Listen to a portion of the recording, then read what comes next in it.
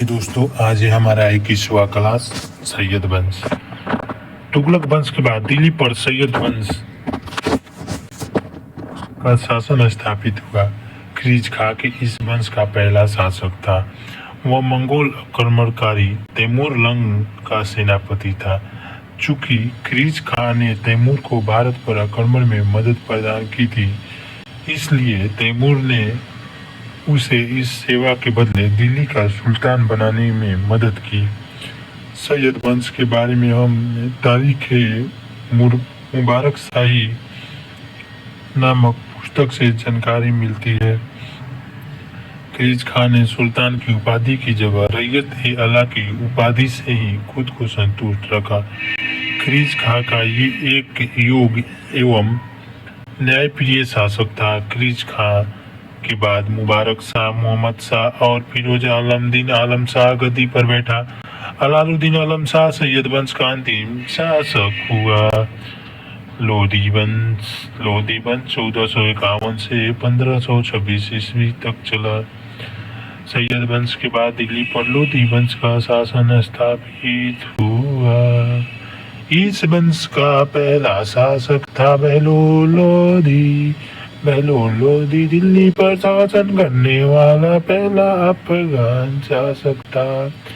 बहलोल लोधी की राजधानी दिल्ली थी। बहलोल लोधी की सबसे प्रमुख सफलता ये थी कि उसने जौनपुर को जीतकर दिल्ली सल्तनत में मिला लिया था।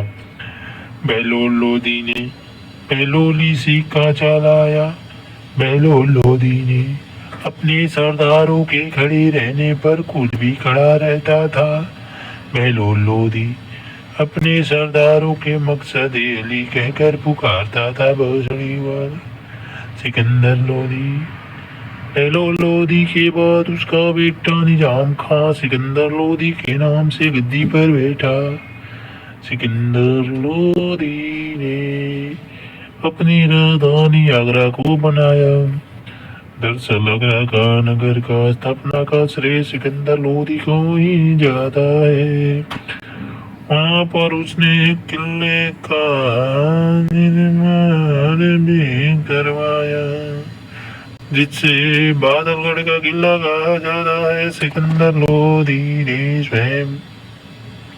स्वयं के आदेश से एक आयुर्वेदी ग्रंथ का फारसी में अनुवाद कराया, जिसे फ्रंगे सिकंदरी कहा गया। सिकंदर लोधी के काल में गायन विद्या के एक श्रेष्ठ ग्रंथ लज्जत-ए-सिकंदर शाही की रचना हुई। सिकंदर लोधी गुलरुखी के उपनाम से कविताओं का निर्माण करता था।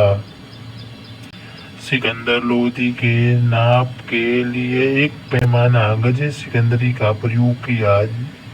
सिकंदर लोधी ने नगरकोट के ज्वालामुखी मंदिर पर आक्रमण कर मंदिर को ध्वस्त कर दिया एवं उसके टुकड़े को कसाईयों के मांस बेचने के लिए दे दिया।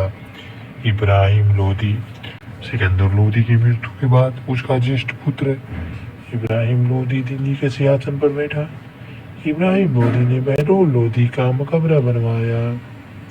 दोनों लोधी भोसड़ी के 1517 से 18 ईस्वी के इब्राहिम लोधी एवं राणा सांगा के मध्य घटोली का युद्ध हुआ, जिससे लोधियों की हार हो गई। लोधियों तेरी बहन की बदियो। लोधी मोदी एक है बहुत।